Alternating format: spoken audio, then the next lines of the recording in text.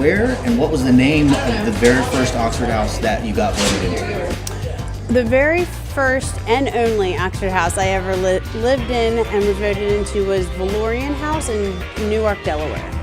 Oxford House Excelsior in San Antonio, Texas. So the first house that ever voted me in was the Walnut Hill House in Richardson, Texas, which is a suburb of Dallas. Beltsville, Maryland. And the name of the house? Oxford House, Howard Avenue. Oxford House Rolling Oaks in San Antonio, Texas.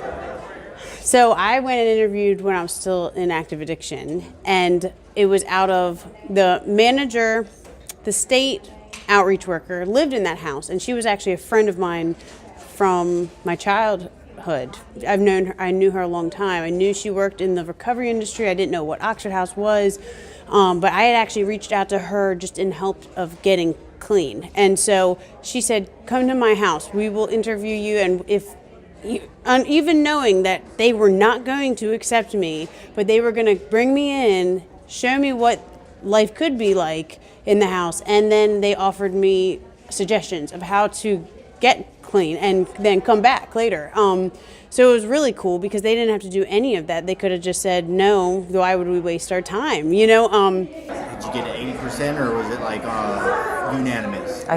They never told me, they just said, welcome home. Here's a welcome home. Yeah. You're in, that's great.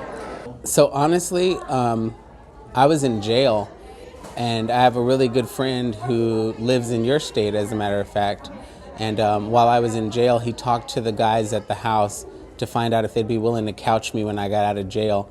And everybody said yes. And so he came to see me in jail and told me if I wanted to stay sober and if I didn't want to go to prison, that it'd be a good idea if I moved into that Oxford house. And so I did. As soon as they let me go, I went straight to that Oxford house.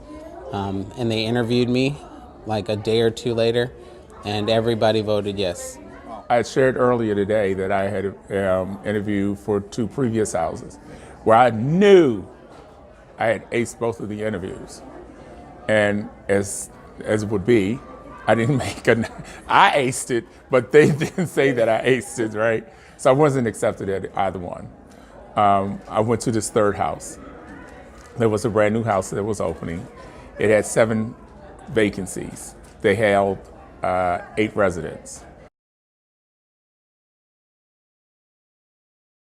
Mr. McLean, who I call my Tom Sawyer, and my mentor, basically, in Oxford House, was at the interview.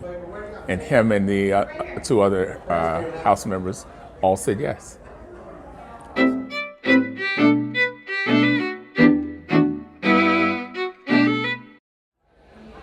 How did I feel when I realized that Oxford House was going to be the catalyst to change my life forever? I felt relieved. I felt safe. I felt seen. I felt like I had a purpose. Man, I was really emotional. I remember feeling like I was finally at home, and I hadn't felt at home in a very long time. That family feel, walking into that house. I had been in other recovery houses in my life. I had been in several treatment centers, several other for-profit organizations, recovery homes, and it was always very authoritative and very oppressive sometimes. And so to see all these women as a truly like a peer-based community was so attractive to me that it gave me the encouragement to try recovery just one more time. And so that, of course, I'm forever grateful. I will never forget that feeling. And I finally felt like I was a part of something, you know. And when I knew what Oxford House had really done for me, it inspired me. It inspired me to want to do something for Oxford House.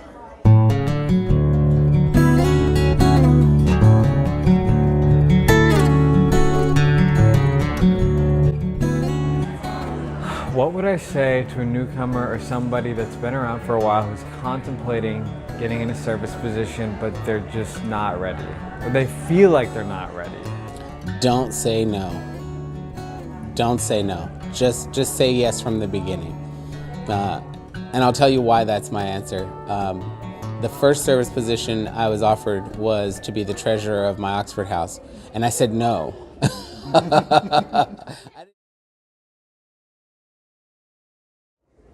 Well, now, it's funny that you asked this question, Mateo, because once I got in the mix of going to meetings on a regular basis and attending my particular group that became my first home group, I always wanted to be in service because I had heard in treatment that when you put yourself in service, it really, first of all, it makes you responsible for something, right? And no matter what the position was, whether I was going to be the coffee maker or the secretary or the co-chair. Well, I think the Oxford House is the ideal place to be of service because you don't have to know that much. You just have to, be willing. I mean, like move a dresser or go pick up pizza for a chapter meeting or, whatever. I mean, you don't have to have really a bunch of spiritual principles or any knowledge of recovery to help like the next person.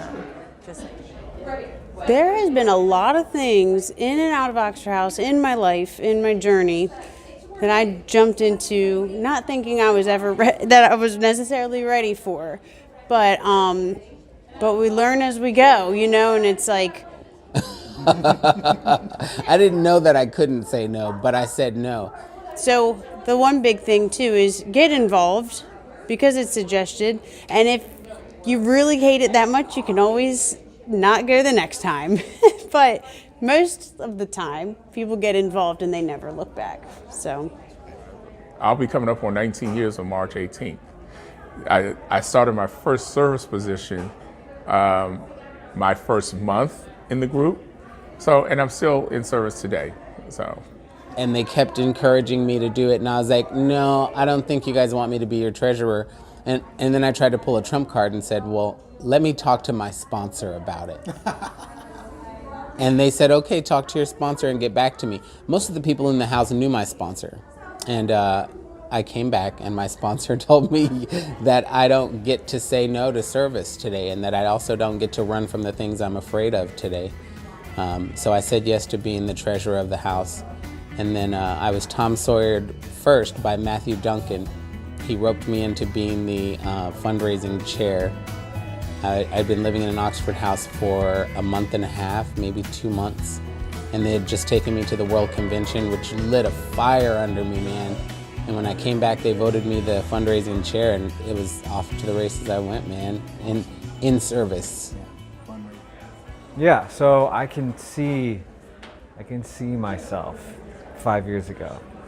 And the things I would say to myself would be, you can do this. You have a purpose. You have a voice.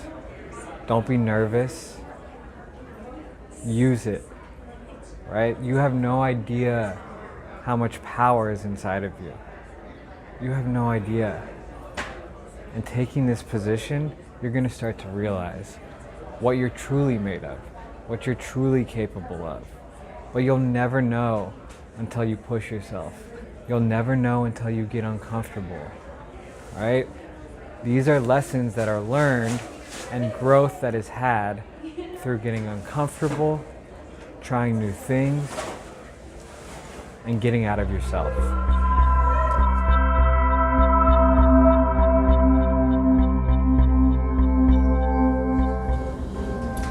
Who do you think in your life is most proud of the success that you've had with Oxford House? Wow, that's a really good question. I think my sister is the most proud of the success I've had. Not just in Oxford House, but in my recovery. My mom. Oh, wow. My family, for sure. It, without a doubt, has to be my family. Oh, who do I think is most proud of the success that I've had with Oxford House? I mean, my gut is, I want to say my mother.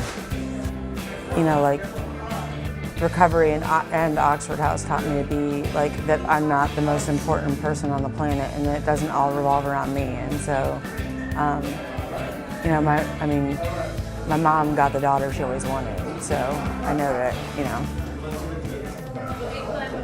yeah.